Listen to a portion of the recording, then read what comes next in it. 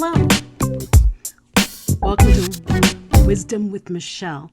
And I'd like to thank you for joining me today. I had a message on Facebook asking me to talk about having a clear conscience. And really, what does that mean and how do you get one? And I thought about it and I thought, I need to do a Wisdom with Michelle moment with this topic. So, a clear conscience. Let's break that down. But first, 1, thank you for joining me. 2, how have you been? How's those New Year's resolutions? And I think that's probably why I was asked about this whole clear conscience thing.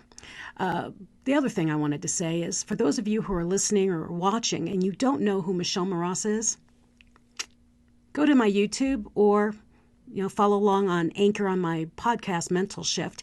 But I am an international award-winning speaker, trainer, coach, and author. I've been around for a bit, and I like to give very frank advice. Basically, people call me a truth brick. So if you want the truth, you're in the right place. If you want someone to push you forward in your life to something better so you can be the best version of you, you're in the right place. If you want someone to coddle you and tell you that everything's all right and you'll be fine, if you sit and not do anything, don't come here. Because I'm a pusher. I will push you out of your comfort zone because that's what I like to do. Because I've been pushed through out of my comfort zone in order to reach better versions of myself. And that's what I'm here for you today. How do you get a clear conscience? And what is a conscience? I always laugh at this word because look at that. Conscience. Conscience. The definition of conscience is to be aware of and respond to your surroundings. Basically, I see the conscience as being the voice of your soul. When you go to bed and you do, God, I don't really feel good. I think I should probably. No, I don't care. I don't care what they think about me. That's your conscience messing with you, making you weigh what you did that day or that week. The word clear conscience, that makes it a whole new word. It's the knowledge or the belief that you have done nothing bad or wrong. A clear conscience means you're guilt-free. Having a clear conscience is a very nice pillow to sleep on at night because that means you have nothing to worry about on your plate. Now, when I think about clear conscience, I'm thinking more about taking responsibility for your actions.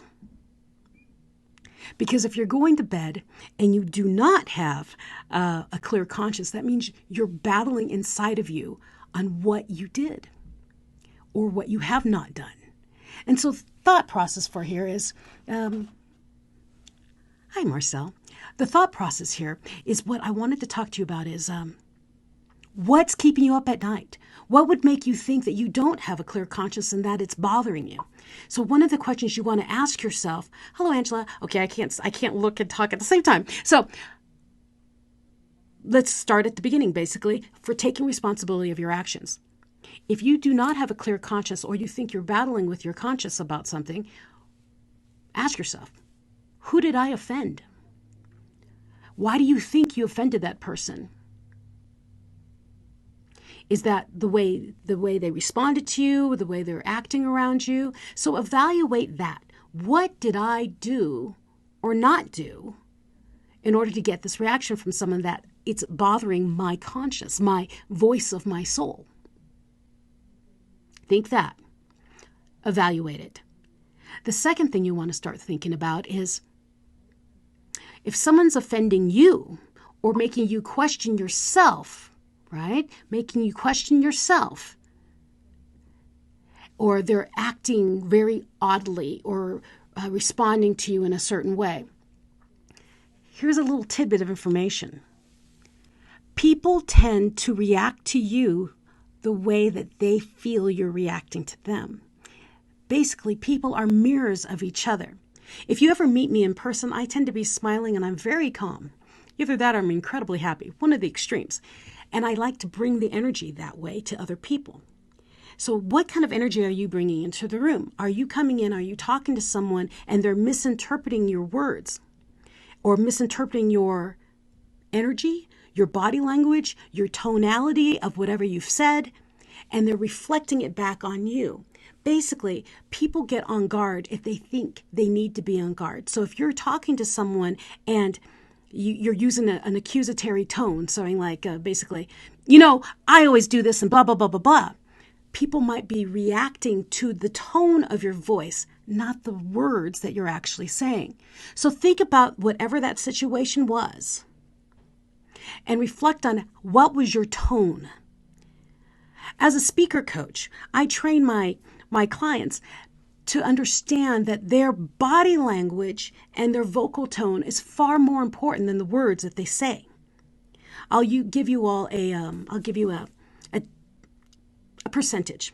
Remember the percentage 60, 30, 10. It's much higher actually, but remember 60, 30, 10. It's an easy number to remember, easy numbers.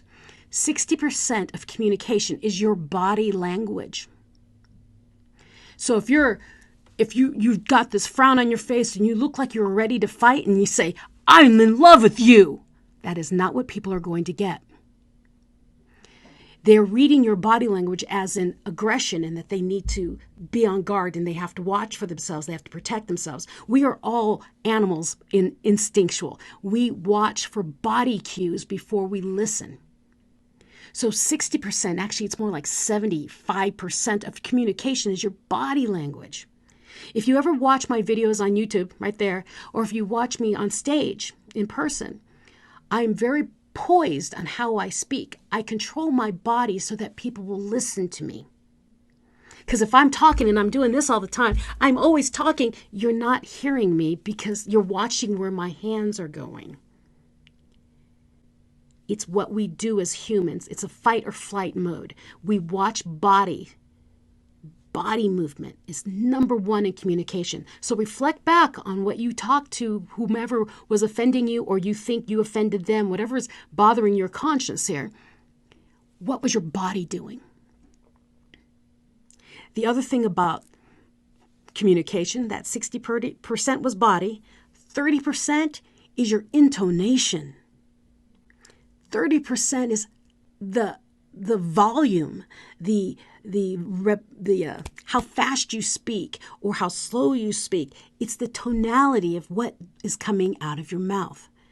So you have to watch your body language. So reflect on it. What was happening? What was your body doing? Now look at the 30%. What tone of voice were you using? Trying to think of a really good example of that. So let's say you're talking to a girlfriend and you say, "You know what? I don't know about you, but I'm having a great time." What did you hear? Did you hear that I was having a great time? Or did you feel that I was lying about having a good time? Tonality is huge. Body language, tonality. 10% is the words that came out of your mouth. People are reading you by your body language, feeling and hearing your tone, and then they compute what you say. So if you were wondering what's going on with your conscience and why you're wobbling back and forth and saying, "What did I do wrong?" Evaluate what happened. Body language, vocal variety. And then think about the words you said because they didn't get to it. They only read your body and your vocal variety, your vocal tone. Now, in this whole thing, I said, think about who did you offend or who offended you. Then the other thing is, are they reflecting what you were giving to them? Because remember, we're all animals. We work on the fight and flight, and they're reading your body and your vocal tone. Were they reflecting what you were giving them? And then third, think about it. Is an apology needed? If an apology is needed, that's when you go into yourself and realize, do I really want to apologize? Because if you don't want to apologize, don't. Because people can tell when an apology is not sincere. But if you really want to apologize, you need to check your timing. So as you're screaming or fighting and you're all riled up and people are having problems and it's a chaos. You have to wait for a moment of quiet because you can't say, "I'm sorry," because that doesn't work. You have to wait till it all calms down and say, you know what? The other day, I was in a really bad mood, and I apologize for whatever I said to you that triggered you. I didn't mean to trigger you. It wasn't my intention. We're still friends, right? But in the heat of the moment, to scream that you're an apology doesn't work. So wait, find your timing, make sure that it's right, and then come back. Now, in the our world of technology, where people are texting each other and reading inflection into words, well, that's a whole nother issue. That's why I don't like texting very much. I like people face-to-face, looking at eyes and eyes and hearing the vocal tone of someone. Because if you're reading a text and you're in a bad mood, you read the text in the mood you're in. If you are angry and you read a text that says, so how was your day? You don't read it as, so how was your day? You read it as, so how was your day? You read text in the emotional state that you are in. So the next time you read a text and you hear in your head someone being condescending or mean, you might want to pick up the phone and actually call them and make sure that's what's really happening and then it's not in your head. And then think about it. Are my actions, do they warrant an apology to the other person? So what did I say? Consciousness. Your conscience is the voice of your soul. To have a clear conscience means that you know you didn't do any wrong or bad to someone else. And if you have to take responsibility for your actions. And then you have to decide, did I offend somebody? Do I need to apologize to them? Or were they reflecting what I was doing body-wise and in my vocal tone towards them, and that they misinterpreted what I said or what I meant? And that do I need to go back and apologize sincerely when I really want to truly apologize? Clear conscience is a great way to go to bed. It's a good way to understand yourself better. It's a lot of self-reflection in order to be able to have a clear conscience, to know yourself well enough that you are not purposely hurting other people around you, especially those that you care about. So go to bed with a clear conscience. If you are having issues with that and you need, to clear some things out of your world, do it. The choice is yours. No one else can do it for you. You have to come to that conclusion, that decision that I need to apologize and step up for what I did to someone else, or walk away because it's just not worth it. And when you're able to do that, it helps you sleep at night. It gives you a clear conscience knowing that you did what was right for you, not because you're trying to please other people, but what was right for both of you, all of you. So, sleep with a clear conscience. If you're wondering who this lady is that's talking to you right now, my name is Mras. Thank you for watching. Thank you for joining, and thank you for sharing this video, especially, for those of you who are having a clear conscience because you didn't finish up whatever resolution you said you wanted to have. Don't worry about it. Get up. Fix it. Remember, you're not dead yet. There's always time to fix whatever you did wrong, or fix or correct whatever you want to do or grow to. As long as you're breathing, it's up to you.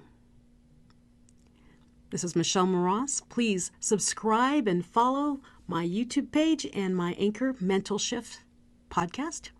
My YouTube is my name, Mras, and Anchor, look for MentalShift. You can also find it on Spotify and other places like that. But if you can subscribe to Anchor, that would be fabulous. And to the YouTube, you're not dead yet. Fix things. Make it right. Sleep with a clear conscience. Listen to the voice of your soul and be the best version of you. Until next week, have a good one.